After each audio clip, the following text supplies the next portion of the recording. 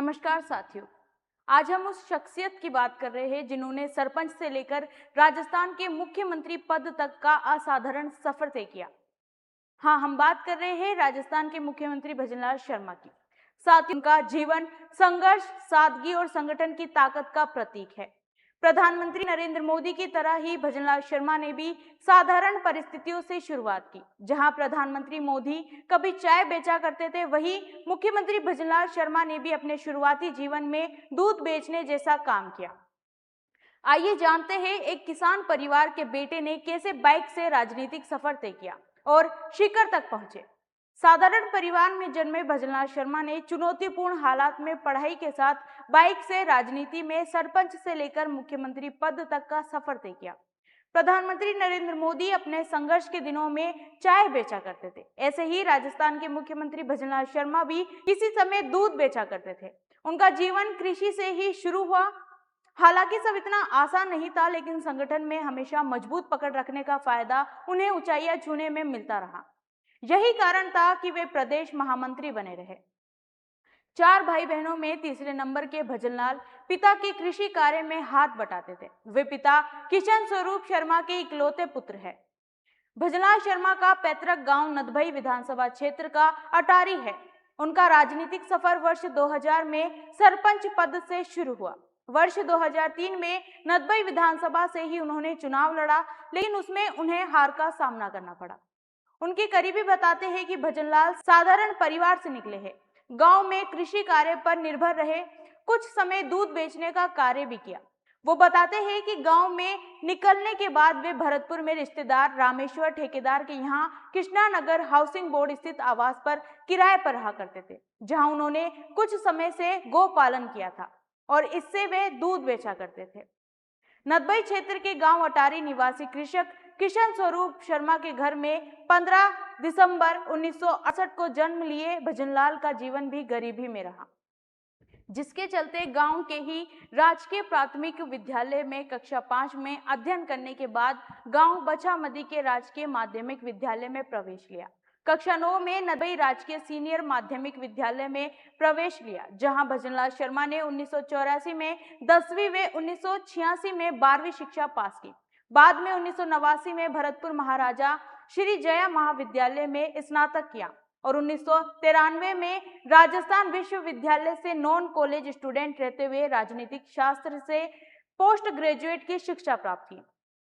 बाद में नदबई युवा मोर्चा मंडल अध्यक्ष पद पर रहते हुए राजनीति में शुरुआत की। भजनलाल शर्मा के करीबी बताते हैं कि उनका जीवन हमेशा सादगी भरा रहा। वे जब वर्ष 2009 में भारतीय जनता पार्टी के जिलाध्यक्ष बने तो उस समय उन्होंने पहला चौपहिया वाहन खरीदा। इससे पहले तक वे बाइक से ही सफर किया करते थे, क्योंकि उनका पूरा परिवार कृषि पर ही निर्भर था। कृषि भूमि भी इतना ज्यादा नहीं थी कि इससे पूरे परिवार की आजीविका चलाई जा सके। ऐसे भजनलाल शर्मा ने जिलाध्यक्ष से लेकर मुख्यमंत्री पद तक का सफर तय किया। साथियों, मुख्यमंत्री बनने के बाद भजनलाल शर्मा ने अपने अब तक के कार्यकाल में राजस्थान को बहुत सी उपलब्धियां हासिल करवाई है। हम बात करें चिकित्सा एवं स्वास्थ्य विभाग की, तो उसमें भी अब तक कई सारे अभूतपूर्व कार्य किए गए हैं। चिकित्सा एवं स्वास्थ्य विभाग ने स्वास्थ्य सेवाओं के विस्तार और गुणवत्ता सुधार में उल्लेखनीय प्रगति की है। नशे के दुरुपयोग को रोकने हेतु 3,931 फर्मों के निरीक्षण में 74.70 लाख रुपए की औषधियां जब्त की गई और 64 लाइसेंस निरस्त किए गए। शुद्ध आहार सुनिश्चित करने के लिए 33,590 निरीक्षणों में 69,430 नमूने लिए गए, जिसके परिणाम स्वरूप मिलावटखोरों पर 18.50 करोड़ रुपए का जुर्माना लगाया गया और 11 लाख किलोग्राम दूषित खाद्य नष्ट किया गया। मुख्यमंत्री निशुल्क दवा योजना से 10.31 करोड़ और मुख्यमंत्री निशुल्क जांच योजना से 8.84 करोड़ मरीजों को लाभ मिला। राजस्थान सर्वाधिक निशुल्क औषधियों उपलब्ध कराने में देश में प्रथम है। स्वास्थ्य संस्थानों का अभूतपूर्व उन्नयन किया गया, जिसमें 14 संस्थानों को जिला चिकित्सालयों और 61 CHC को उप जिला चिकित्सकों में उन्नत करना शामिल है। साथ ही 369 नए जन औषधि केंद्र खोले गए। बुनियादी ढांचे में 1,500 से अधिक नए उन्नत चिकित्सा संस्थान, जैसे 3 critical care block, 14 trauma centre, 5 blood bank शामिल है। 196 एम्बुलेंस का प्रतिस्थापन किया। साथियों, बात करें आयुर्वेद विभाग की, तो राजस्थान में आयुर्वेद विभाग ने आयुष चिकित्सा को नई ऊंचाइयां दी है। नए आयुष चिकित्सा संस्थान स्थापित कर क्रियाशील किए गए, जिसमें डिडवाना, कुचामन, दूदू, डिग, ब्यावर में जिला आयुष चिकित्सालय और 3 आयुर्वेद औषधालयों का ब्लॉक आयुष चिकित्सालयों में उन्नयन शामिल है। विभाग ने इलेक्ट्रोपैथी चिकित्सा पद्धति अधिनियम 2018 को लागू कर इसका प्रथम बोर्ड गठित किया। आयुष्मान आरोग्य योजना में आयुष चिकित्सा के 20 पैकेज जोड़े गए, जिसके तहत 82 चिकित्सालयों में एम पैनल किया गया और 92.69 करोड़ रुपए की औषधियों की आपूर्ति की गई।